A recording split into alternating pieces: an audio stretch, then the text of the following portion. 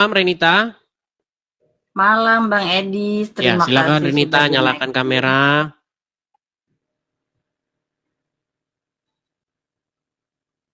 Selamat malam Bang Edi. Selamat malam Renita. Muslim? Before sebelumnya, Oh, sebelumnya Islam. iya. Islam. Lalu Sekarang sudah. Makasih udah Islam. dinaikin. Mimpi apa saya dinaikin di room Bang Edi? Islam kemudian coba gini. Is- jadi Islam berapa lama? Dari lahir. Iya, maksudnya berapa tahun jadi Islamnya? Jadi Islamnya berapa tahun ya? Dari lahir sampai umur 42. Sekarang umur saya 43. Oh, berarti baru 1 tahun jadi orang Kristen. Iya. Oke. Kita di sini tidak bisa menerima pengakuan-pengakuan begitu saja karena banyak sekali orang-orang itu hanya modus, pansos dan lain sebagainya. Jadi kita Iya, di sini tahu. harus ada ujiannya. Betul. Soalnya kita udah bosen menerima orang Islam jadi Kristen, udah terlalu banyak. Saya Oke, ngikutin Bang coba Edi. kita mau tes nih. Kita mau tes nih. Coba kalau memang eh, Kak Renita mantan muslimah, coba bacakan kepada kami satu surah di dalam Al-Quran. Misalnya surat apa? Silakan. Surat ayat kursi, coba silakan. Ayat kursi nggak hafal, yang pendek aja ya. Apa itu? Silakan. Ya, a'udzubillahi minasyaitonirrajim. Bismillahirrahmanirrahim. Ar-Rahmanirrahim Maliki Yaumiddin. Iyyaka na'budu wa iyyaka nasta'in. Ihdinas syiratal mustaqim. Syiratal ladzina an'amta 'alaihim ghairil maghdubi 'alaihim waladdallin. Oke, itu Al-Fatihah. Al-Fatihah ini kayaknya umum-umum. Coba ketika sholat, coba bacaan sholatnya bagaimana? Bacaan sholat ya. Sholat apa terserah. Sholat subuh kayak, sholat maghrib kayak, apa aja terserah. Coba. Soalnya udah lama nggak sholat Bang Edi, jadi kayak Katanya oke, baru setahun, gimana? sholatnya itu udah kurang lebih 5 tahunan ya. Yang nggak sholat itu kurang lebih udah 5 tahunan. Oke, coba yang masih ingat-ingat, coba doa sholat. Bismillahirrahmanirrahim. Usolli fardhu maghribi. Lupa Bang Edis. Macet. Baiklah.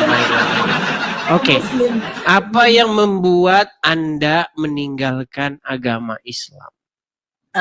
Sebetulnya keinginan udah lama dari tahun 2008, tapi yang bikin saya confused karena anak-anak masih kecil-kecil ya, terus juga posisi masih sama suami, dan saya nggak mungkin harus masuk ke dalam keyakinan itu sementara saya sendiri belum ada kekuatan untuk menjelaskan sama anak. Nah, setelah tahun 2002 saya terpanggil lagi, dan betul-betul tantangannya betul-betul sangat saya ditentang oleh anak-anak saya, menantu saya, keluarga saya, bibi, paman, semua, bahkan ibu sampai shock, dan ibu sekarang sudah meninggal. Dia shock karena sakit, tidak menerima dengan kenyataan ini, tapi puji Tuhan dengan kekuatan Tuhan saya bisa sampai di sini, dan sekarang sedikit demi sedikit anak saya pun mulai memahami dan menerima pilihan keyakinan saya. Tapi apa yang membuat Anda meninggalkan agama Islam itu apa? Satu dari tapi ini agak sensitif ya, tapi saya memberanikan diri. Gak apa-apa, ini kan hak begini. Ya. Anda gini, undang-undang menjamin setiap orang itu bebas memeluk agama dan kepercayaannya masing-masing. Betul, nah, Anda betul. dari Islam pindah ke Kristen kan? Ya, betul. Sudah dibaptis? Sudah. Oke, yang menyebabkan Anda ingin meninggalkan agama Islam itu apa? Itu yang kami pengen tahu. Di tahun 2008 saya sempat drop ya, hidup saya betul-betul down. Tapi saya ingin mencari sesuatu kebenaran, dan saya pengen apakah Tuhan itu betul-betul ada, apakah Allah itu betul-betul ada. Saya pengen merasakan betul Allah itu ada. Di satu sisi saya memang Islam KTP yang tidak mempelajari banget tentang Islam, tetapi di circle kehidupan saya memang semuanya Islam. Di saat saya down dan saya saat itu betul-betul terpuruk, saya mendekati teman-teman saya yang Islam, tapi tidak ada kepuasan hati di situ, karena curhatan-curhatan saya justru seperti memvonis saya, lu dosa lu udah banyak banget, lu begini-begini, jadi kayak ngejatohin banget gitu. Jadi kayak nggak ada kepuasan di saat saya curhat dengan sesama sahabat Muslim yang seiman. Tetapi ketika saya bersahabat dengan yang non Muslim, tiba-tiba ada ketenangan di situ, ada kedamaian di situ yang dia mengatakan bahwa sebesar apapun dosamu, kalau kau bertobat, Tuhan Yesus akan selalu sayang walaupun kamu tidak mempercayai Yesus. Dan di situ saya terus berdoa dan berdoa. Itu tahun 2008 ya. Itu posisi saya lagi merantau di Hong Kong. Nah, setelah itu saya diajak ke gereja dan saya didoakan oleh pastor, dan betul-betul saya berdoa mengikuti ucapan-ucapan dia. Pastor bilang, Tuhan memberkati kamu betul-betul berdoa dari dalam lubuk hati, yang betul-betul memang berdoa. Nah, setelah itu saya nggak bisa tidur, dari doa pastor itu saya nggak bisa tidur. Dan saya memutuskan untuk pulang ke Indonesia dengan membawa banyak masalah dari Hong Kong ke Indonesia. Tuhan memberi saya kekuatan untuk pulang, tetapi disitulah saya langsung ciut lagi. Iman saya langsung melemah lagi ketika saya melihat keluarga Muslim. Saya nggak ada keberanian untuk ngomong. Nah, setelah itu saya pergi ke Singapura. Sekarang posisi saya di Singapura, dan jujur hidup saya itu jatuh bangun. Masalah saya itu sangat besar sekali, tetapi saya teringat kembali pada tahun 2008 saya pernah down, dan saya merasa ada sedikit kedamaian ketika saya mendekati sahabat-sahabat yang non Muslim. Dan saat itu kebetulan hari Minggu saya mau off day, teman saya bilang kalau mau makan siang tunggu saya selesai ibadah ya, saya ke gereja. Saya bingung, saya nggak tahu mau kemana ini off day. Udah deh saya ikut ibadah, saya duduk aja di pojokan gitu. Jadi saya nggak ada niat masuk ke gereja. Nah, setelah saya masuk ke gereja itu kayak ngerasa agak lain gitu, agak lain, kayak darah ini kayak mendidih gitu, Bang Edis. Bukannya fanatik atau apa masuk gereja, tapi saya kayak nggak layak gitu masuk gereja. Tuhan, apa saya layak masuk gereja dengan posisi saya yang banyak dosa seperti ini? Nah, waktu itu pastor di situ bilang, siapa yang punya beban, siapa yang punya masalah yang mau didoakan, silakan naik ke altar gitu kan. Jadi teman saya, lu kan banyak masa lalu hidupnya, kata teman gitu kan, diledekin. Udah sono naik ke altar gitu kan. Jadi ya naiklah ke altar gitu, awalnya iseng gitu kan, naik ke altar. Tapi di situ saya dapat curahan Roh Kudus. Di pertama saya masuk gereja di Singapura, saya dapat curahan Roh Kudus. Pulang dari gereja, saya langsung, udah pokoknya nggak bisa diceritain Bang Edis. Pokoknya ada damai di situ, ada masalah saya yang begitu berat saat itu, seperti kayak saya ngerasain kayak nggak ada punya masalah. Jadi setiap hari saya dibimbing sampai detik ini. Ya, tapi begini, saya masih belum itu kan bagaimana masuk Kristennya ya. Ya. Saya belum terlalu menangkap dengan jelas hal apa di dalam agama Islam yang membuat Anda itu akhirnya meninggalkan itu. Maksud saya begini, nggak apa-apa, diungkapkan saja begitu, jangan ditahan-tahan begitu. Ini kan bukan dengan maksud menghina atau ada banyak yang mengganjal ya Bang Edis. Misalnya apa itu? Misalnya. Contoh satu, ketika saya tidak berhijab, lingkungan saya selalu menghujat tentang hijab. Sementara yang saya tahu bahwa hijab itu pilihan hidup seseorang ya. Orang tidak bisa menilai dari kita bagaimana cara kita berpakaian, tapi orang seharusnya menilai bagaimana hati kita dan perilaku kita. Terus mereka bilang tidak, Tuhan akan hujat kamu, Allah akan begini-begini. Terus saya berpikir gini, kok Allah sejahat itu ya, gitu saya mikirnya. Kok Allah sejahat itu sih bisa memvonis umatnya kalau dia nggak pakai hijab gitu. Cuman karena pikiran saya udah didoktrin dari kecil, memang ajarannya memang seperti itu, ya saya memaklumin aja, itu memang udah doktrinnya mereka gitu. Dan yang kedua, saya ini kan TKW. Satu dulu, masalah hijab dulu. Jadi jilbab membuat Anda akhirnya meninggalkan agama Islam itu karena maksudnya perempuan itu dipaksa harus menutupi rambutnya, begitu ya? Oke. Jadi ini karena umur Anda juga jauh lebih tua daripada saya ini ya, Kak Renita ya. Perasaan zaman-zaman dulu, jangankan Anda ini, saya SMA saja, itu di satu sekolahan orang Islam yang pakai jilbab cuma 2 orang. Iya, itu pun dia pakai jilbabnya kalau lagi acara ini, lagi acara apa begitu, hari-hari bulan puasa begitu. Betul. Bulan puasa, kemudian mereka ada acara buka bersama atau apa begitu. Mereka pakai jilbab itu pun 2 orang. Satu sekolahan. Begitu. Yang menjadi pertanyaan begini. Yang menjadi pertanyaan begini. Kenapa zaman dulu orang-orang Islam tidak pakai jilbab? Tetapi sekarang tiba-tiba kalau nggak pakai jilbab masuk neraka. Apa zaman dulu orang Islam semuanya goblok semua nggak bisa baca Quran atau bagaimana?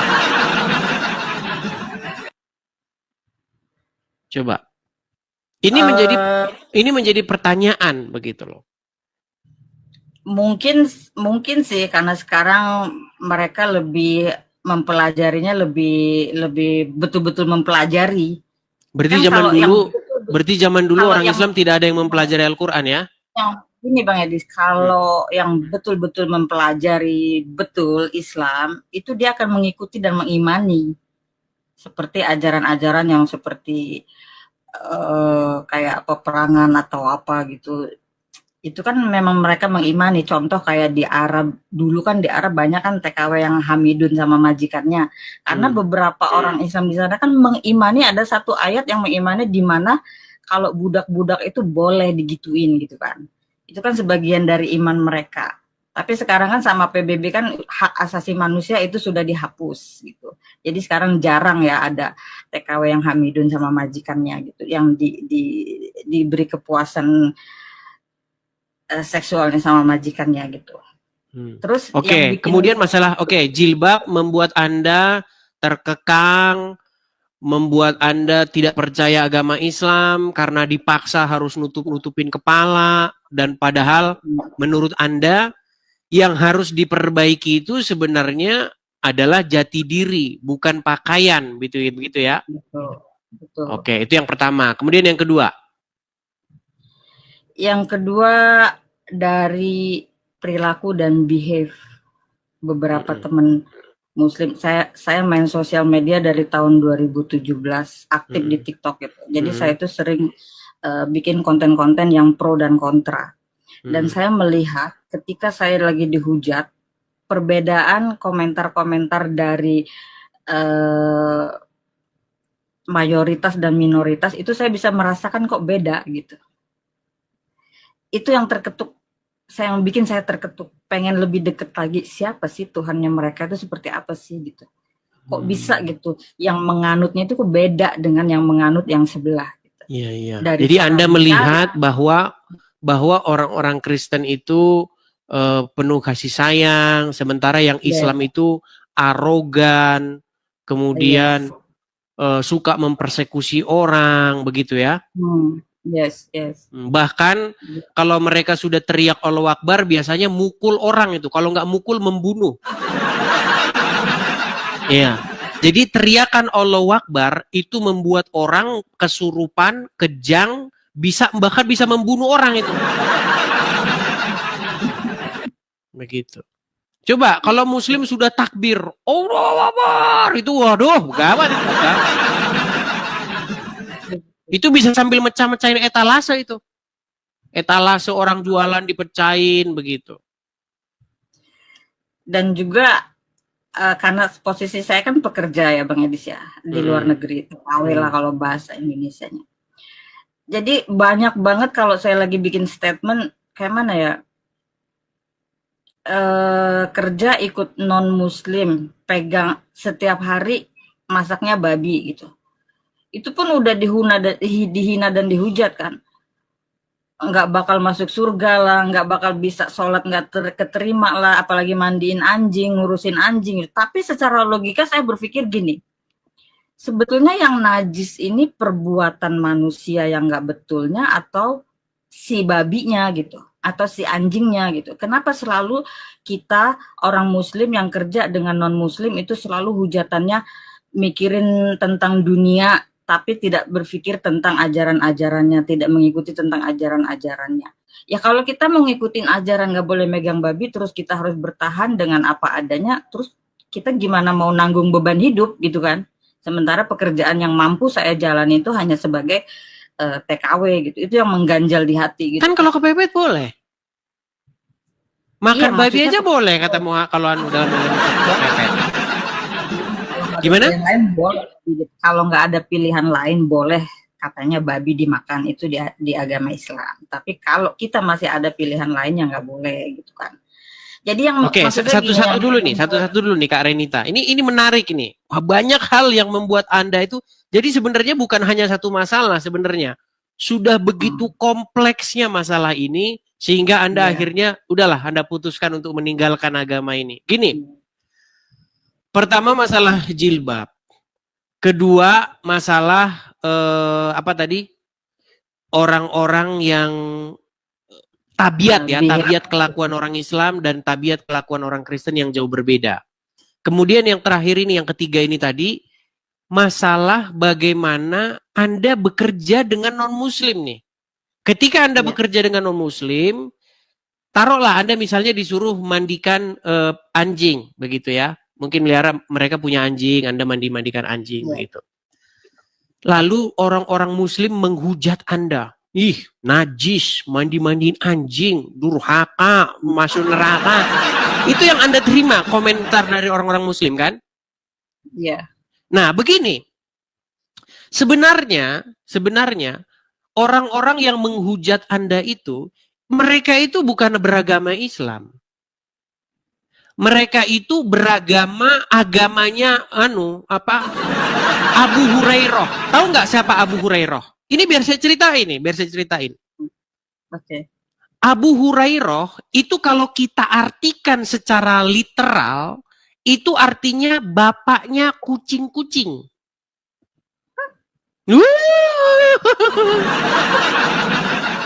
Jadi ada seseorang, dia ini adalah orang yang paling banyak meriwayatkan hadis. Coba kalau Anda ketik di Google periwayat hadis terbanyak, pasti namanya itu Abu Hurairah, dan Abu Hurairah itu bukan nama. Seperti Renita nama, Edis nama, ya kan? Tapi kalau Abu Hurairah itu sebenarnya julukan. Abu itu bapak, Hurairah itu kucing. Nah, jadi Abu Hurairah ini dia itu pecinta kucing. Iya. Nah, karena dia pecinta kucing, biasanya kucing itu takutnya sama apa? Kucing takutnya sama apa? Anjing. Nah, makanya riwayat-riwayat dari Abu Hurairah ini banyak yang sangat menyudutkan anjing. Oke. Iya. Padahal di dalam Al-Quran, di dalam surat Al-Kahfi, tahu nggak? Dalam surat Al-Kahfi itu ada, di situ disebutkan anjing-anjing. Bahkan disebutkan ada anjing yang masuk surga. Iya. Jadi ada kebencian orang-orang Islam kepada anjing akibat orang Islam ini agamanya Abu Hurairah. Iya. Bahkan dalam sebuah riwayat dikatakan sholat itu akan batal kalau di hadapan seseorang itu lewat keledai, wanita, dan anjing hitam. Oh. Bayangkan, wanita digolongkan bersama-sama dengan keledai dan anjing dalam hal membatalkan sholat.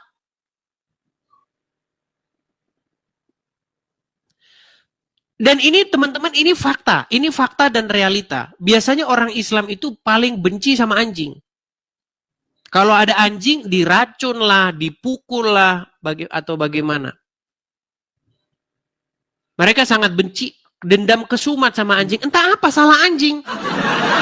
Bahkan katanya, tidak akan masuk malaikat kalau di rumah seseorang itu Di ada rumah anjingnya. ada anjing, iya. Iya. Saya pernah dengar itu. Iya. Bayangkan, Iya, betul. itu yang membuat orang Islam tuh benci setengah mati sama anjing. Najis Tapi kalau katanya. saya boleh, maaf saya potong. Kalau Silakan. boleh saya jujur ya, ini disaksikan banyak orang di sini. Mungkin nanti setelah selesai live ini saya juga akan dihujat di TikTok saya. Pasti itu, pasti. Banyak yang akan inbox Anda pasti. Jujur Bang Edis ya. Di setelah tahun 2008 saya kembali ke keluarga saya, kembali ke suami saya ya memang dari dulu juga saya nggak pernah dapat hikmat kalau saya lagi sholat, karena saya nggak tahu arti yang saya baca. Nah, itu juga. Dari kecil saya didoktrin sama orang tua saya, pergi ngaji lu, enggak ngaji gue sebat lu gitu. Jadi orang tua itu cuma nyuruh gue ngaji, alif ba tasa, alif jaber a, b jaber ba, tajwidnya harus tepat. Kalau lu nggak tepat berarti lu nggak masuk surga, berarti lu belum Islam gitu. Tapi orang tua nggak pernah mendoktrin bagaimana cara behave, bagaimana cara berbuat baik, bagaimana biar nggak bohong, gimana nggak nyuri, gimana menerapkan kejujuran dalam hidup. Itu nggak, jiwa kita ini nggak diobatin, tapi didoktrin, lu pakai hijab malu lu, gitu. Malu-maluin orang tua aja, malu-maluin agama. Itulah yang terjadi dengan Islam, gitu. Kak Renita. Jadi setiap saya sholat itu karena saya nggak enak sama mertua, satu ya. Kedua, itu tuntutan dari agama. Tapi saya nggak dapat hikmat. Tapi saya masuk ke gereja, saya seolah-olah saya kayak disentuh oleh sesuatu yang saya nggak bisa lihat, yang saya nggak bisa dengar, tapi saya bisa rasain. Kenapa? Karena saya berdoanya tuh kayak ya berdoanya tuh ya ke Yesus, terus ada kucuran Roh Kudus, terus ke Bapa Allah di surga. Jadi ada tujuannya gitu. Kalau ke Allah Subhanahu wa taala saya belum pernah tahu bentuknya, ininya seperti apa. Selain daripada hafal-hafalan Arab saja ya. Iya, tapi kalau melalui Yesus Kristus, melalui firman-firmannya, saya percaya Tritunggal itu apa, saya udah pelajarin, dan saya di situ percaya bahwa memang ada. Yang selama ini saya nggak percaya, itu Tuhan ada nggak sih gitu. Selama ini saya hidup jatuh bangun, saya udah sholat perasaan, saya udah puasa perasaan, tapi kayak nggak ngerasain hadirat Tuhan gitu. Iya, karena begini, karena yang saya teliti, orang Islam itu memang dididik atau sudah mulai latah masal untuk ngarap. Ngarap dalam pengertian di sini adalah membuat dirinya seperti seolah-olah jadi orang Arab. Jadi membaca huruf-huruf Arab. Alif ba ta sa ja ha ja. Dari kecil begitu. Iya. Seperti yang Anda katakan, pakai aurat, penutup aurat. Bayangkan bocah-bocah kecil yang masih main-mainan pasir, tahu kan? Oh, dorong-dorong mobil. Pakai jilbab. Kalau saya sekolah saya pakai kerudung, tapi iya, pakai kerudung. Bocah-bocah kecil umur 4 tahun, 5 tahun pakai kerudung, menutupi aurat. Saya pikir ini ada something yang wrong dalam agama Islam ini. Ada sesuatu yang gak beres memang dalam agama Islam. Tetapi masalahnya banyak orang Islam itu tidak berani bersuara karena mereka takut nanti dibilang penistaan agama. Begitu loh. Bagaimana mungkin anak ada lagi kecil? Bang Edis, kalau boleh saya mau gimana? Ada ini saya masih mau sharing lagi, sekalian naik di room, jadi biar teman-teman juga tahu kenapa alasannya saya murtad gitu. Jadi di dalam rumah tangga juga saya banyak kecewanya karena imam saya yang betul-betul saya menurut saya punya imam sosok suami yang seiman gitu kan. Tapi saya kecewa di situ. Karena suami ini kalau menurut keyakinan dia, keimanan dia, Kita si Islam, istri waktu ini Islam ya, dituntut, suami Islam ya. yes, kita dituntut untuk taat pada suami, kita dituntut untuk taat semua perintah-perintah suami karena itu adalah surganya istri. Tapi hati saya nggak terima sebetulnya saat itu. Dan saya coba konsultasi ke kiai, ke ustadz, gimana saya punya problem begini, begini, begini. Dan jawabannya semua nggak sesuai dengan apa yang ada dalam hati saya. Mereka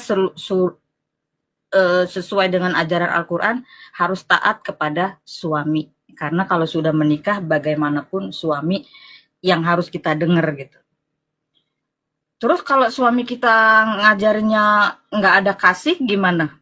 Ya itu suami kamu gitu. Jadi ya harus diikutin. Gitu. Soalnya saya kan ada problemnya itu sama antara adik orang tua gitu.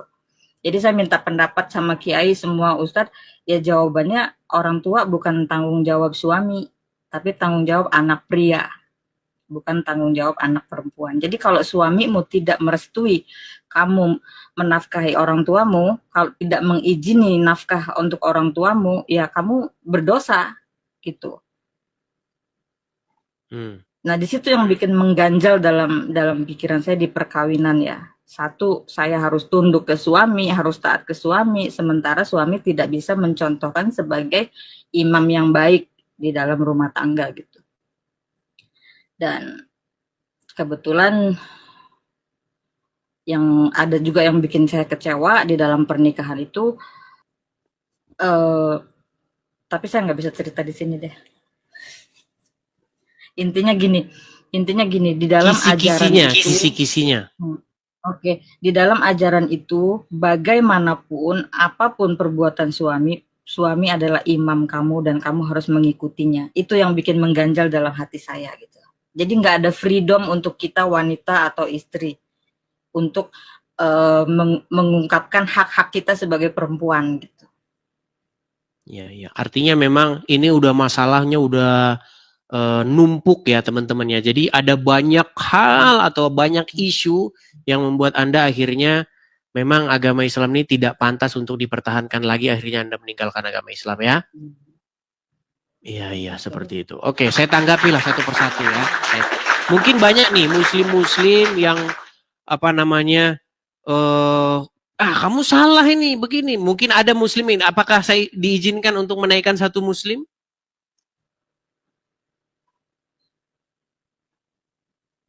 Maksudnya diizinkan siapa? Karena banyak muslim-muslim yang nonton di bawah, mereka itu seperti ya boleh, silakan kalau ada yang mau ya, baik, kita naikkan satu muslim yang pada gelagapan, yang pada bagaimana di bawah ya, coba kita kasih naik. Ada Shalom. Kebetulan ada banyak follower saya juga di bawah nonton. Shalom, makasih. Nur Josita, coba kita kasih naik nih. Apakah seorang muslimah itu bisa memberikan sanggahan dari apa unek-unek yang disampaikan oleh Kak Renita tadi? Ya, Nur Josita.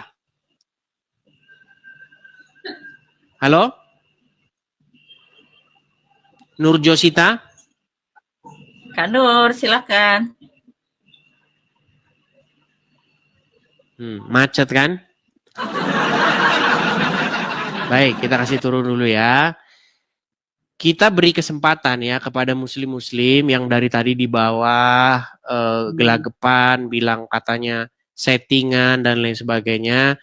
Saya kasih Anda kesempatan untuk menyanggah ya apa-apa tadi yang dikatakan oleh Kak Renita.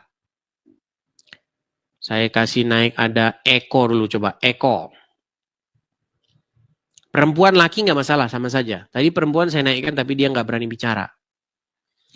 Ya, Bang Eko, Muslim atau Kristen Bang? Saya Muslim Bang.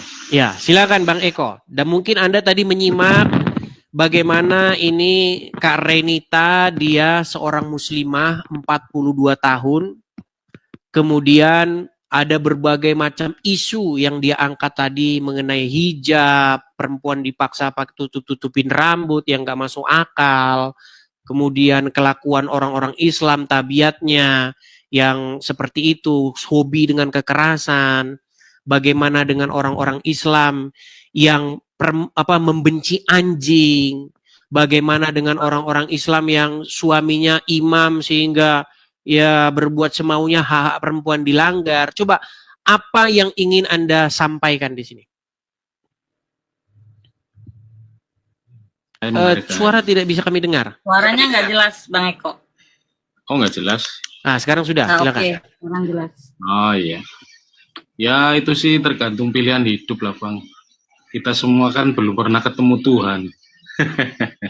Ini bukan masalah kita ketemu Tuhan atau tidak. Gini loh, Anda sebagai Muslim, apakah Anda sepakat atau tidak sepakat dengan yang dikatakan oleh Renita tadi?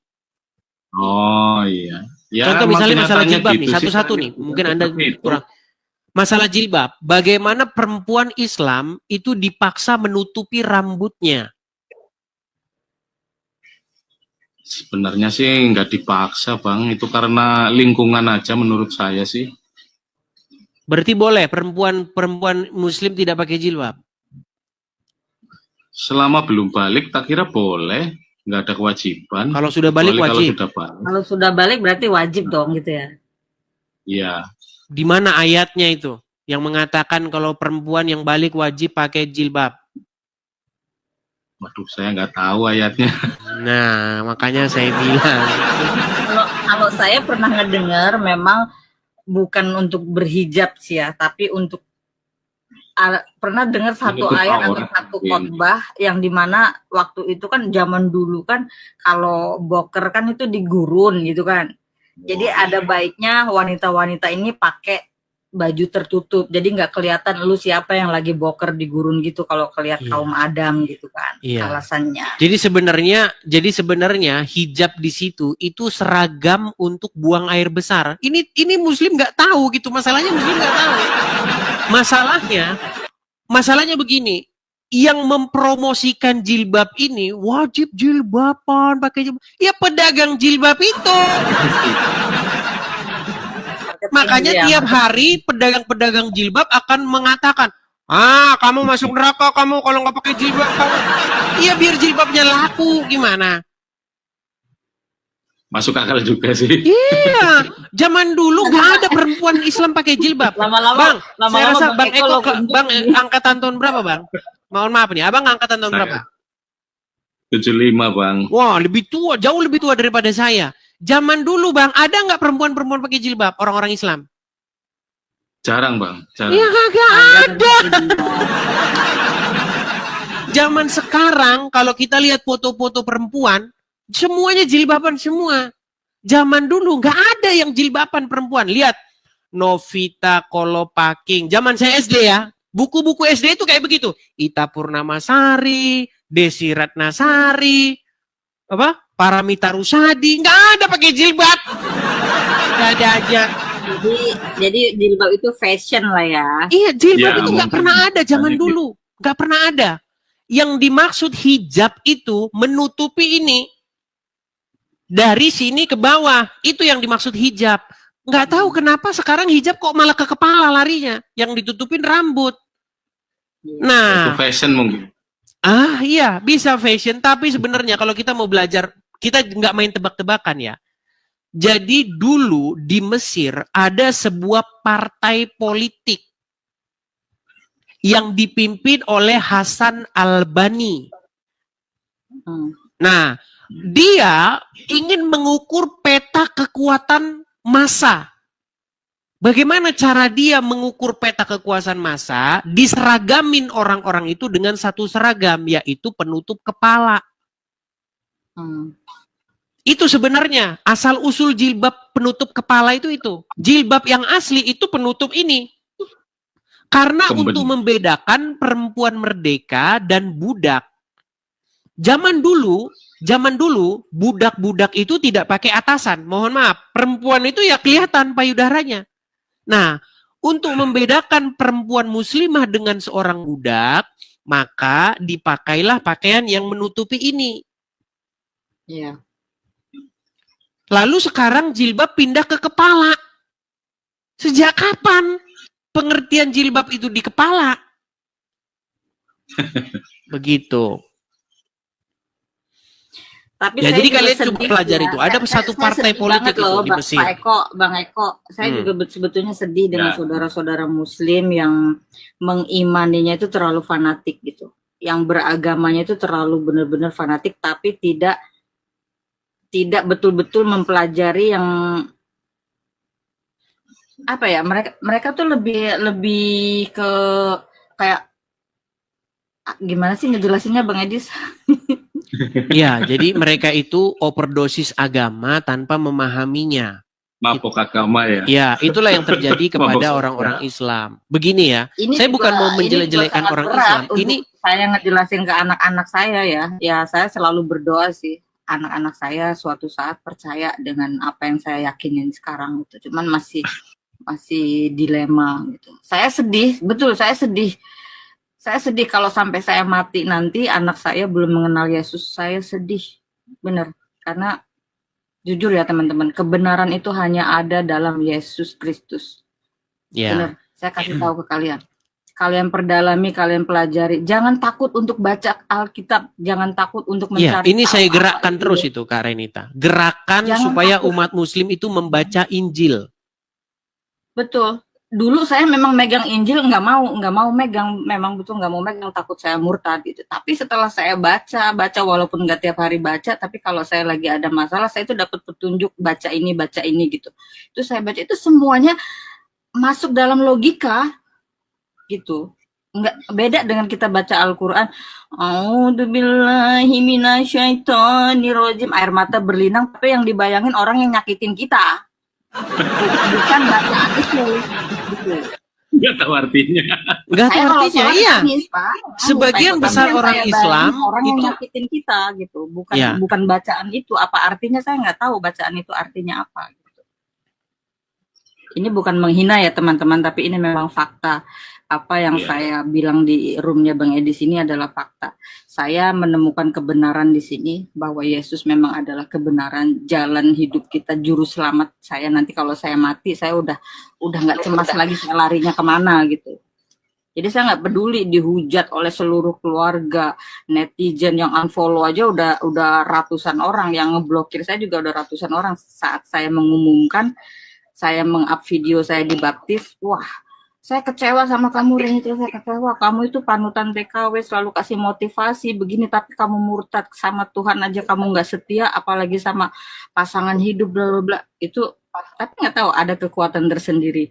Saya nggak perlu menyembunyikan itu lagi. Saya Dari cek tahun dulu ya 2008. profilnya Kak Renita ya. Ini 120.000 followers loh. Ini influencer juga ternyata teman-teman. Tapi saya selalu ngebahas tentang TKW aja sih. Isu-isu tentang TKW ya. Rumangsa murah penak nyambet gawe yang luar negeri penak. Itu zaman-zaman dulu itu. Dulu zaman-zaman tahun-tahun berapa itu perangnya kan seperti itu. Rumangsa murah penak nyambet gawe yang Hongkong. Nah, begitu. Saya ingat itu isu-isu Bahasa itu ngapak begitu. Oke, coba Bang Eko saya turunkan sebentar. Ini saya naikkan lagi seorang wanita ya Bang Eko ya. Saya turunkan untuk Bang Eko. Oke. Ini tadi siang dia naik dan dia mau naik lagi nih. Coba kita kasih naik, ada Nia FM. Ini juga muslimah juga dan jadi Kristen juga nih. Iya, Nia FM. Halo, Kak Nia. Salam kakak. Shalom. Shalom semuanya. Silakan Nia FM nyalakan kamera dulu. Oke, sebentar kak. Lagi cari tempat yang aman. Iya, iya. Jadi ceritanya ini Kak Renita ini termasuk salah satu aktivis TKW ya. Ah ya boleh dibilang begitu. Iya. Dan ada banyak sekali ya TKW yang muslimah kemudian mendapatkan majikan yang Kristen, Salam kakak. mendapatkan Halo. Ya, Puji halo, Tuhan Bang sama-sama. Edis sudah banyak TKW yang masuk Kristen, tapi mereka nggak berani speak up, masih di belakang-belakang aja. Di belakang layar ikut ya. Saya pun setiap minggu banyak ke gereja. Ya nggak banyak, ada 1-2 gitu minimal. Ketika mereka melihat saya dan mereka penasaran, saya mau mengenal Yesus. Ayo pelan-pelan ke gereja, dan saya kenalin mereka ke grup-grup Komunitas apa begitu ya? namanya? Komunitas. Oke, oke. Ya, silakan Kak Nia, apa mau disampaikan Kak Nia? Iya, saya setuju banget sama Kak Renita, Kak. Soalnya saya juga saya menjalanin ya, sholat sunat, sholat wajib, bahkan puasa sunat. Tapi saya nggak ngerti apa arti itu semua, saya juga nggak ngerti. Oke. Gitu. Jadi saya setuju banget sama Kak Renita gitu. Dan kita sebagai hak perempuan juga, kita punya suami. Emang kita kalau di agama yang itu ya, itu kita harus taat sama suami, harus apa? Tapi kan Suami Nia muslim kita kan, itu Nia muslim surga ya, Bang? bagi kita. Tapi kalau misalnya suami kita nikah sampai 2 kali gitu, itu apa harus jadi panutan gitu? Itu kan sunnah Rasul. Itu yang sempat saya bikin sakit hati juga gitu. Jadi saya harus mengikhlaskan kalau suami saya menikah lagi gitu. Kalau lu mau cari jalan ke surga gitu. Kata saya, ada nggak sih jalan ke surga dari hal yang lain tapi jangan yang ini gitu. Makanya ya. Soalnya saya pernah ngalamin itu, Kak. Saya pernah ngalamin itu. Ya saya juga ngalamin. Pernah Itulah saya kecewanya saya. Iya, saya pernah ngalamin, saya iya. Ya saya cuman katanya kalau itu perempuan nurut sama suami, katanya nanti kamu masuk surga, suami kamu nikah lagi, kamu masuk surga gitu. Ya saya, kok kita disakitin masuk surga, gimana gitu kan? Gitu. Betul, betul. Saya pernah ngalamin, Kak. Berarti Tapi kakak masih muslim sekarang? Masih muslim? Hah? Kakak sekarang Ini masih? udah jadi pengikut Yesus, Kak. Nanti berapa hari lagi saya dibaptis. Oke, puji Tuhan. Iya. Iya. Makanya hati saya udah tetap ya, udah nggak akan berpaling hati lagi. Saya tetap memilih Tuhan Yesus Kristus Tuhan saya ya. Udah ada damai sejahtera. Udah betul. Nggak ada kecemasan, ketakutan, itu nggak ada. Betul. Iya, sekarang udah kalau kayak apa itu udah luar biasa gitu. Yang sebelumnya saya belum nggak pernah mendapatkan, sekarang saya udah mendapatkan itu semua gitu kan. Dan selama saya ya itu saya wirid, kalau habis itu ya sholat wirid, tapi nggak pernah terjawab gitu. Nggak ada hikmat ya. Nggak ada hikmat, nggak pernah terjawab gitu. Tapi setelah saya mengikuti Tuhan Yesus, mujizat demi mujizat itu nyata gitu. Tapi jujur saya difitnah juga sih sama beberapa follower saya, kalau saya masuk Kristen ini saya dinafkahin oleh beberapa orang gereja. Jadi saya kasih tahu ya sama teman-teman. Nggak ada orang gereja yang nafkahin hidup kita kalau kita masuk Kristen tuh, nggak ada. Kalaupun kita curhat ke pastor, kita punya utang, nggak bakal dipinjemin duit. Yang paling topang doa. Enggak. Berdoa. Nggak ada. Coba kalau lu gini. Katanya kamu dibayar berapa gitu. Kamu dibayar berapa kamu masuk Kristen gitu kan. Kamu dijamin apa? Ya, saya nggak minta bayaran kok, kata gitu kan. Saya tulus Tuhan Yesus itu banyak banget memang itu yang bilang begitu ya. Di sini khususnya Singapura. TKW yang masuk Kristen itu karena hutang-hutangnya dibayarin sama orang gereja. Orang gereja nggak akan ngebayarin utang kita. Utang kita kan kita yang berbuat. Ya, jadi itu. Oke, sekarang gini. Ada satu statement tadi. Ini kita biar nggak dibilang fitnah atau settingan gini. Untuk Kak Nia atau Bu Nia, sangat mendalami agama Islam sebelumnya ya. Iya. Seperti kalau wiridan gimana contohnya kalau wiridan? Kalau wirid kan kita habis sholat ya. Kita baca suruh baca itu apa astagfirullahaladzim 100 kali, kadang suruh lebih gitu ya.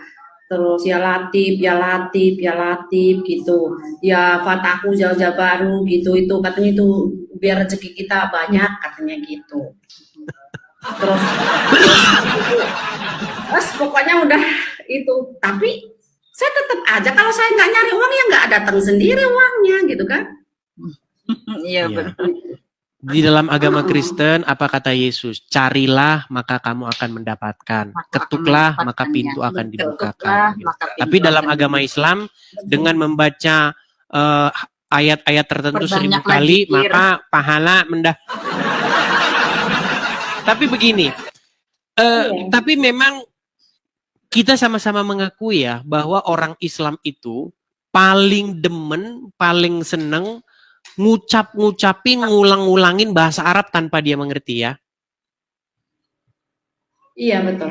Ya, dan ini satu statement dari seorang ustadz sampai meninggalnya dia ustadz. Nih ya, ini supaya teman-teman pada tahu ini nih ya, dan viralkan statement ini nih. Perhatikan ya.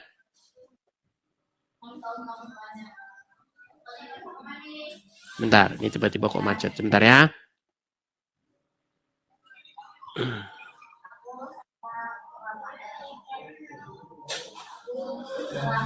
Sabar.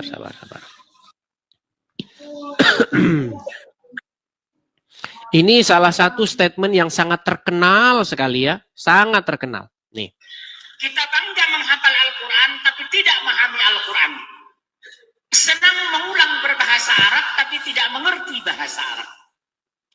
Suka membaca Al-Quran tapi tidak memahami maknanya. Akhirnya apa?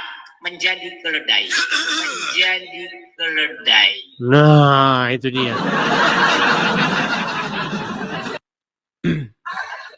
Jadi ketika orang Islam sholat, entah apapun lah, mereka mengucapkan huruf-huruf Arab itu, bunyi-bunyian Arab itu tanpa mereka memahaminya. Dan sekarang ada satu gaungan, ya, ada satu joke yang sudah mulai cetar membahana, katanya begini. Membaca Al-Quran dalam bahasa Arab mendapat pahala, membaca Al-Quran dalam bahasa Indonesia mendapat petaka.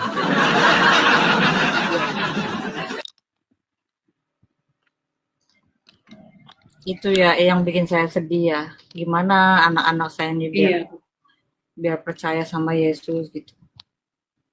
Karena sampai detik ini mereka masih menentang. Saya jujur sedih Bang. Saya jelasin pun mereka tetap nggak mau. Mereka selalu bilang gini, Mama memang mama kami, Mama yang melahirkan kami, tapi sekarang bukan panutan kami. Itu yang bikin saya sedih sih. Sama. Tapi yang saya rasain, anak saya itu percaya Yesus beneran, teman-teman. Yesus adalah kebenaran, ya. Yesus adalah kebenaran. Sekarang gini aja, kita nggak mungkin sih dalam satu malam bisa nyiptain Al-Quran dalam satu malam hanya dalam mimpi, terus bisa ngelihat surga, bisa ngelihat neraka. Secara logika aja nggak bisa. Secara logika kita nggak bisa ngelihat surga dan neraka dalam satu malam dan hanya dalam mimpi. Semua orang juga bisa mimpi lihat surga dan neraka. Ya. Tapi kalau firman Tuhan ini benar-benar firman yang hidup, kalau bukan karena Yesus, kita nggak akan kenal siapa itu Tuhan, siapa itu Allah. Jadi melalui Yesus lah kita kenal siapa yang nyiptain hidup ini. Ya. Baik, Dan kita sapa dulu nih ada Dea. Ya, Dea, selamat malam Dea. Halo Dea. Baik. Naik tapi dia diam saja, jadi kita turunkan ya. Amin ya, saya tetap mendoakan anak-anak saya. Iya. Berarti sampai sekarang anak-anak masih muslim ya? Ya, masih muslim. Masih muslim. Oke, coba kita kasih naik ada. Iya. Coba kita kasih naik ada Abe Roy. Iya, muslim Bang, Abe Roy. Halo. Muslim. Iya Bang, gimana Bang? Apa yang mau Anda sampaikan Bang? Oke. Macet Bang. Mau nanya tentang jilbab kan? Ya. Buka surat Al-Ahzab ayat 5, 10, 9. Buka Bang. Coba kamu yang baca terjemahannya Indonesia, jangan pakai Arab ya. Bang, jangan dibisu-bisukan, jangan di Abe Roy. Mau nyari dulu Bang. Iya, kalau Ya, nyari oke. jangan Tapi pakai bahasa HP Anda yang Indonesia itu ya. karena Oke. Anda terjeda nanti. Oke. Bentar.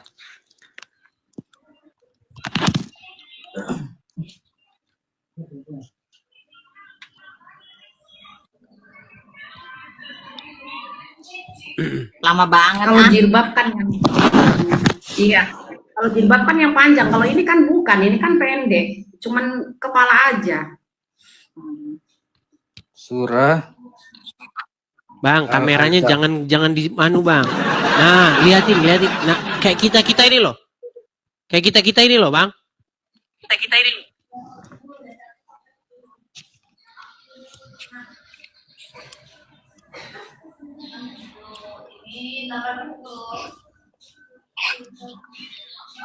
Nah, belajar dulu, Bang. Belajar agama Islam dulu. Nanti naik lagi ke sini.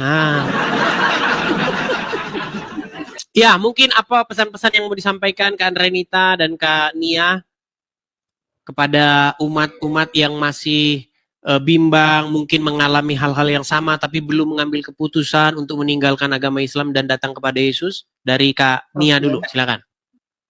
Ya. Saya pesan sama saudara-saudara saya semua ya yang belum ikut Tuhan Yesus, tolong sebelum kamu binasa bertobatlah sebelum terlambat. Ya, Tuhan Yesus adalah jalan kebenaran dan kekal.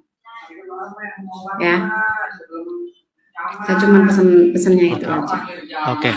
Untuk Kak Renita, pesan-pesannya apa kepada muslimah-muslimah nih yang mungkin sedang berada dalam persimpangan jalan dan bingung mau memutuskan? Silakan. Percayalah teman-teman, apa yang saya yakini saat ini, yang saya imani saat ini itu adalah kebenaran. Jangan takut untuk mempelajari sesuatu hal yang baru. Karena murtad itu bukan dari agama lain ke agama lain, tapi murtad adalah dari pola pikir yang lama ke pola pikir yang baru. Ketika kalian mau mempelajari apa itu yang ada dalam Alkitab, disitulah ada kebenaran. Jadi jangan takut untuk mencari tahu hal yang baru, supaya tidak ada kalian hina menghina, caci memaki. Dan saya yakin, saya percaya bahwa kebenaran itu akan tetap kebenaran, ya, tidak akan bisa ditutupi oleh kebohongan. Baik. Ya, bertobatlah sebelum Tuhan Yesus datang. Baik. Terima kasih pesan-pesannya. Ya, kita hampir tiap hari ini kedatangan orang-orang Islam yang pindah ke Kristen ya. Ya, semoga teman-teman betul-betul tulus. Terima kasih juga Bang Edi. Ya, semoga benar-benar tulus, benar-benar sungguh-sungguh ya mau mengikuti Yesus, bukan karena ada modus-modus, bukan karena ada niatan-niatan tertentu. Dan kita juga orang Kristen harus pandai, harus cerdik, berhikmat. Kita harus bisa membedakan mana orang yang betul-betul pengen menjadi Kristen, mengikuti Yesus, dan mana orang yang hanya modus-modus saja. Oke, begitu saja Kak Renita dan Kak Nia. Selamat malam. Sampai jumpa kembali, terus berkarya, beritakan, share pengalaman-pengalaman kalian kepada orang-orang lain supaya mereka juga berani untuk mengambil tindakan. Oke, terima kasih. Saya turunkan ya. Selamat malam. Dadah. Selamat malam. Ya, saya turunkan. Ya, teman-teman ada forum-forum juga ya untuk yang kumpulan-kumpulan orang-orang yang Islam pindah ke Kristen gitu. Silakan kalian bentuk forum-forum sendiri seperti itu. Yuk. Silakan muslim-muslim yang lain. Ya, Sonia. Puji Tuhan. Salam Abang Edi. Selamat malam. Shalom, selamat malam. Shalom Abang Edi. Kaget saya. Wih, kayaknya mantap, sumringah mantap, sekali. mantap. Wih, merinding aku. Kenapa merinding? Waduh, mantap, mantap. Oke, Sonia. Bang bisakah? Sebentar. Bang Edis, boleh tanya? Tenang. Bisakah lampu-lampu itu menerangi Anda gitu? Karena sedikit gelap bentar. gitu. Coba. Nah, udah kelihatan. Kelihatan nggak, Bang? Kalau begini. Ya. Wih, mantap. Sonia, udah saya mau tanya dulu nih. Abang nih. Sonia, Muslimah atau Kristen? Iya, boleh, Bang. Aku dulu pernah dibaptis, Bang, tahun berapa ya? Tahun 2000 berapa? 2010. Sekarang tapi Muslimah aku atau jatuh Kristen? bangun, Bang. Enggak, aku sekarang balik lagi ke Kristen. Dulu, Gimana, maksudnya Bang? gimana? Saya jadi bingung nih. Coba. Semuanya keluargaku Muslim. Tenang, Ya, tenang. Kita jadi bingung nih. Dulu pernah dibaptis, sekarang maksudnya gimana? Coba jelasin dulu yang tenang. Gimana? Ya kronologinya begini Bang, aku dulu kerja tuh di Batam. Terus abis itu Bukan, maksudnya dapat lahir dulu. majikan orang Kristen. Jangan cerita dari tenang. Lahir dari orang Muslim. Oke, lahir sebagai muslimah. Kemudian? Iya. Ya aku kerja ikut sama orang Kristen, orang Batak. Terus? Ya sekarang aku percaya lagi gitu. Dulu sempat jatuh lah, ikut lagi sama mereka. Percaya sama kata-kata mereka gitu. Oh, jadi dulu lahir sebagai Islam, masuk Kristen, Iya. kemudian masuk Islam lagi, kemudian Kristen lagi. Iya betul Bang. Oh, Tapi Bang boleh nggak dibaptis, Bang? Dibaptis ulang. Oke. Ya, apa yang mau disampaikan, Kak Sonia? Enggak, aku sekarang ya bersyukur lah. Terima kasih banyak. Aku dari dulu udah ngikutin abang, nggak bisa naik terus. Tapi sekarang puji Tuhan, aku udah bisa naik sama Bang Edi. Semangat aja lah Bang. Iya. Tapi kalau Semoga dari aku bisa bawa logat-logat, anak-anak aku. kalau logat-logat Cianjur aku bicaranya, orang Sunda. sudah Orang Sunda. ketahuan. Coba bahasa Cianjur, Sunda dulu. Selatan. Coba bahasa Sunda dulu, bahasa Sunda. Badai ka mana Akang? Badai ka pasar. Badai ka pasar.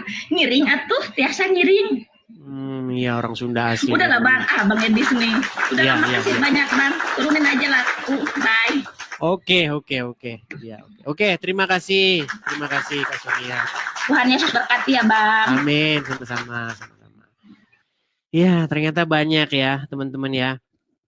Orang-orang Islam yang meninggalkan agama Islam kemudian jadi Kristen banyak. Makanya teman-teman kalau memang seperti yang saya bilang ya, kalau memang undang-undang penistaan agama itu dihapus dan orang bebas untuk mengutarakan gagasannya, mengutarakan pendapatnya tentang agama, saya sudah pernah bilang, dalam waktu 15 tahun, maka jumlah orang Islam tinggal 2 orang, yaitu Uncu PI dengan Juma. Kenapa masih ada agama Islam? Karena kalau Anda berbicara tentang agama Islam, Anda nanti dipenjara. Ketika orang sudah mulai speak up berbicara, apa sebenarnya yang terjadi dalam agama Islam? Maka semua akan berbicara mengenai bagaimana dia telah meragukan agama Islam tersebut.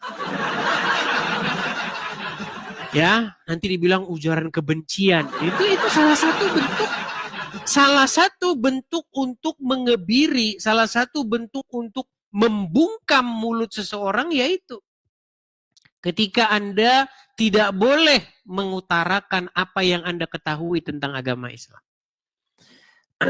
Silakan, kalau ada yang ingin membantah itu boleh, silakan. Naik dan bantahlah omongan saya itu. Kita kasih naik ada Ria Yulia.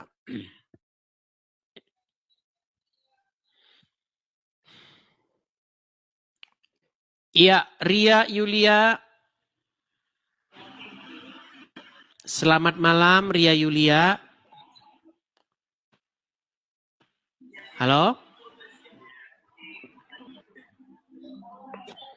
Kenapa banyak sekali malam hari ini yang sinyalnya Bang, masih jaringan macet ya? dulu.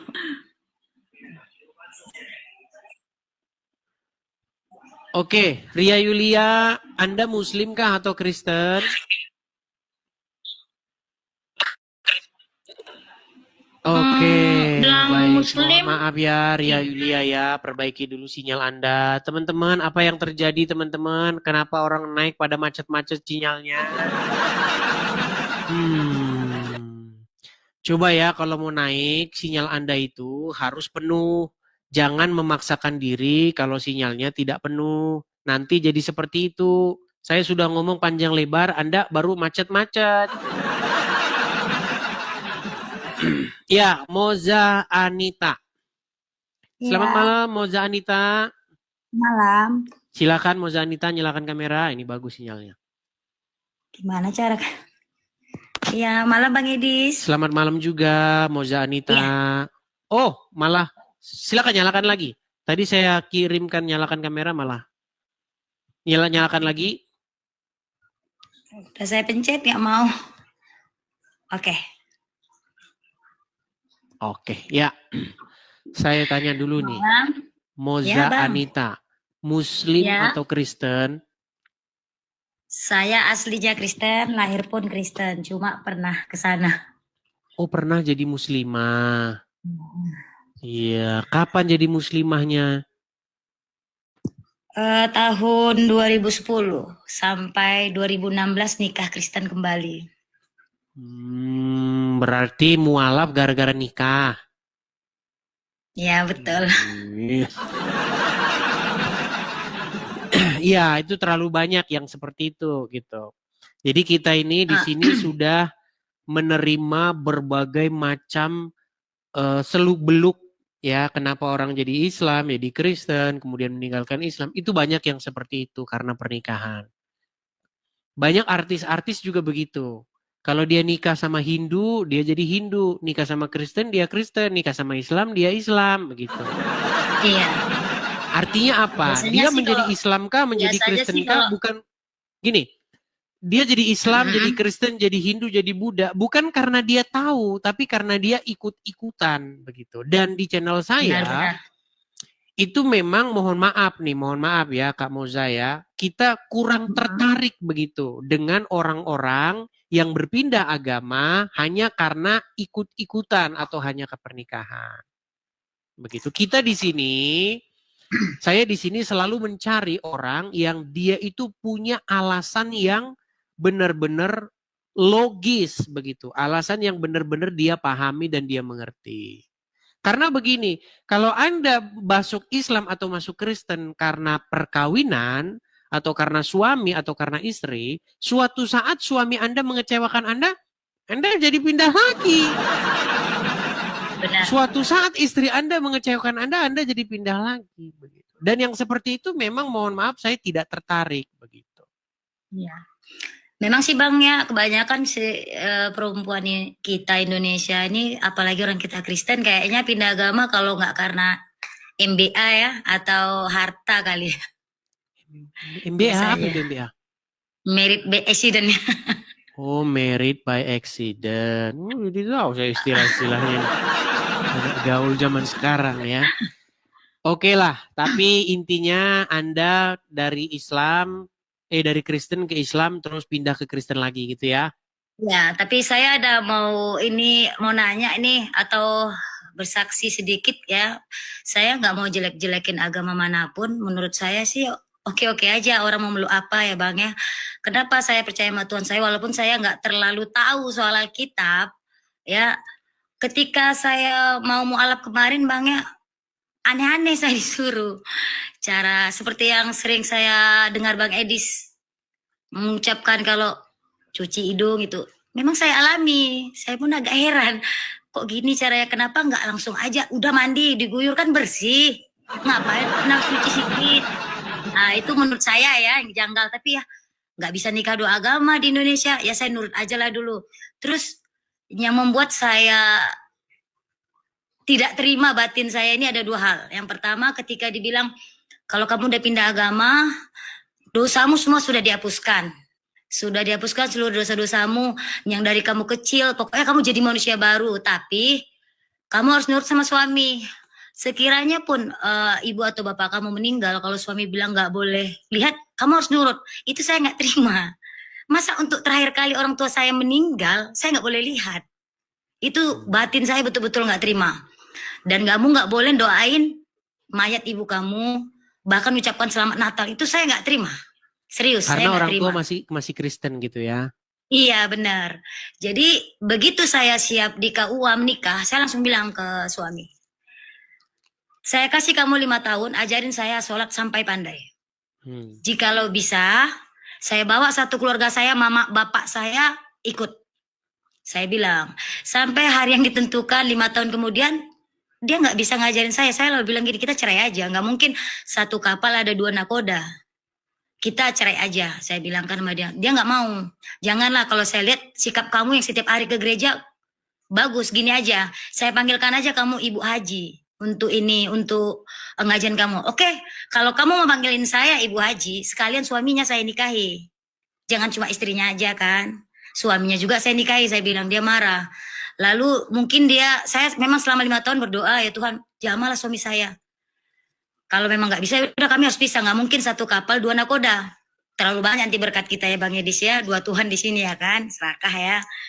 Akhirnya dia di bulan 6, 2016, tiba-tiba malam mau tidur dia pegang tangan saya.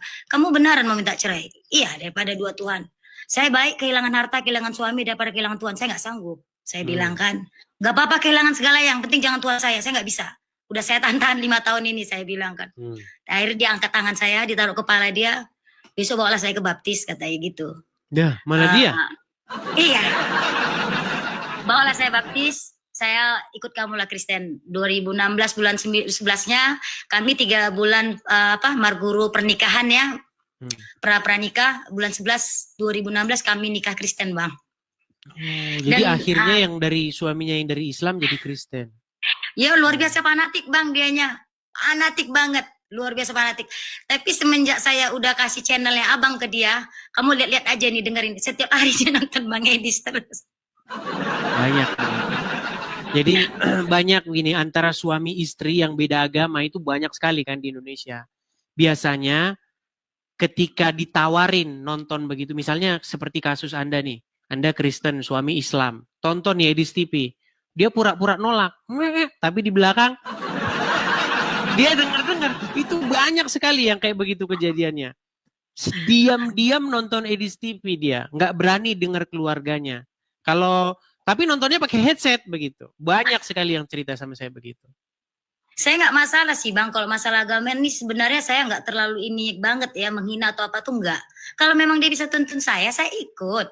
Bahkan bapak saya bawa masalahnya dia nggak ngerti. Betul. Saya tanya ini isinya apa.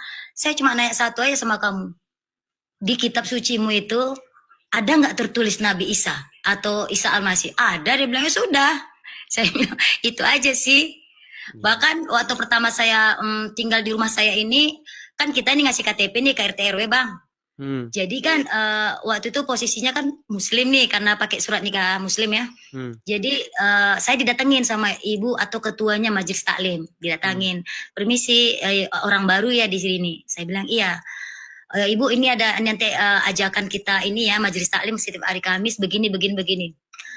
Saya kan dari Kristen Bu, cuma mau naik satu aja, kalau ibu bisa jawab, mulai besok saya ikut sampai saya mati. Saya bilang, apa artinya kalau sholat begini di jari itu? Cuma pengen tahu itu aja. Saya bilang, saya cuma pengen, dia nggak jawab.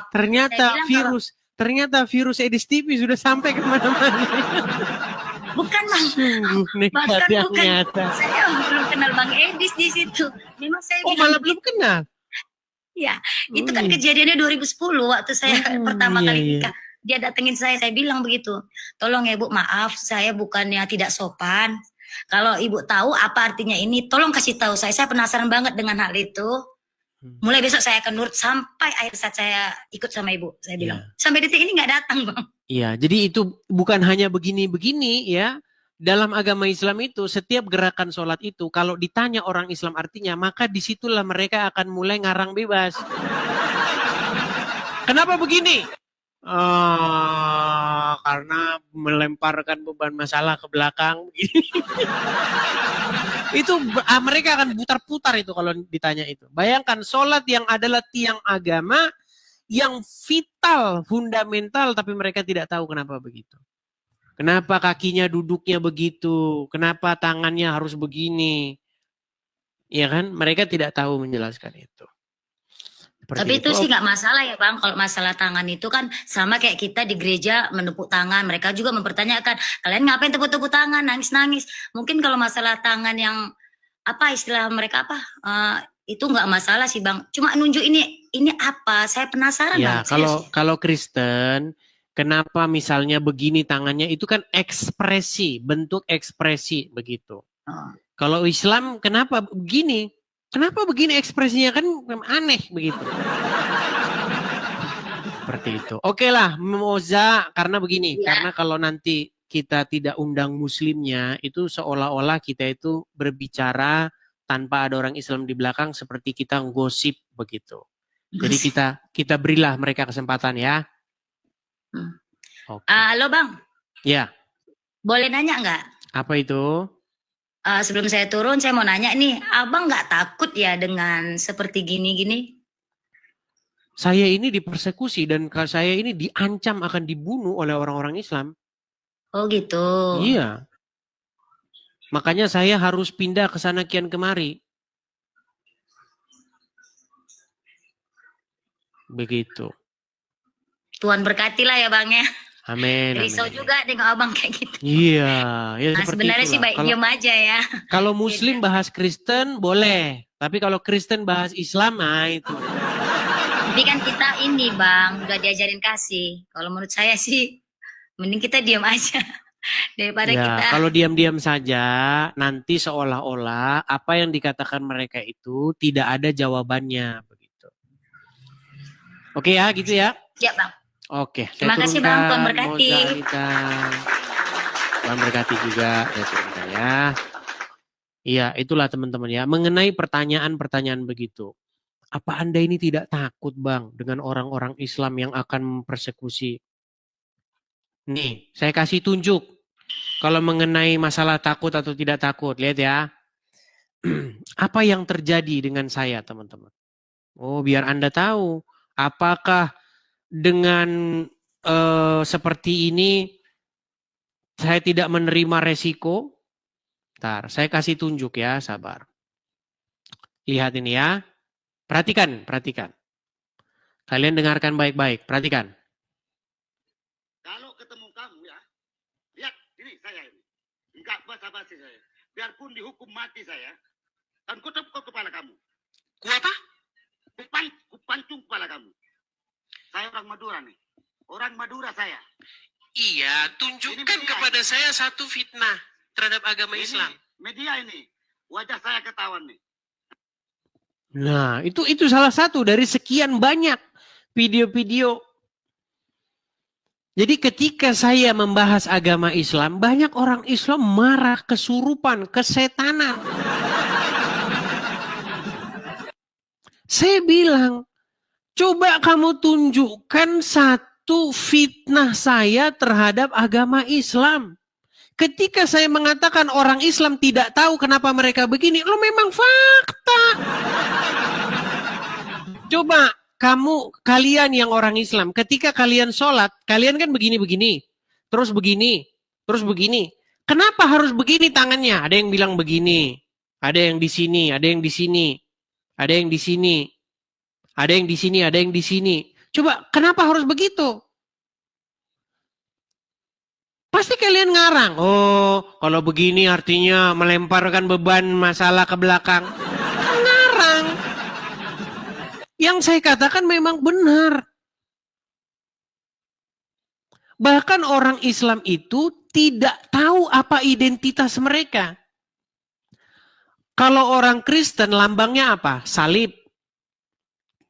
Coba tanya orang Islam apa lambangnya? Bulan sabit. Ditanya bulan sabit bukan lambang mereka.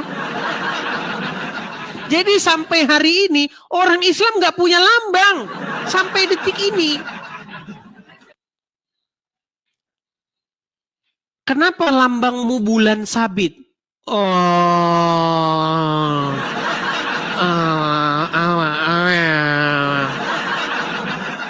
Tidak punya identitas yang jelas. Coba Islam datang ke sini dan bantah omongan saya, coba. Daripada kamu kesetanan, surup, kejang, naik, kemudian patahkan argumen saya. Di atas masjid itu ada bulan sabit. Coba, kenapa kok bulan sabit? Pening palamu pasti. Coba tanya orang Kristen, kenapa di gereja itu ada salibnya? Semua orang Kristen dari yang baru lahir sampai yang sudah tua, semua bisa menjelaskan bahwa ada peristiwa sejarah di balik salib itu. ada sejarahnya, ada historinya. Tanya sama orang Islam, kenapa orang Islam lambangnya bulan sabit? Pening kepala mereka. Satu bilang, oh itu bukan lambang Islam. Itu lambang kekaisaran Ottoman. Terus kenapa kamu pakai jadi jati diri?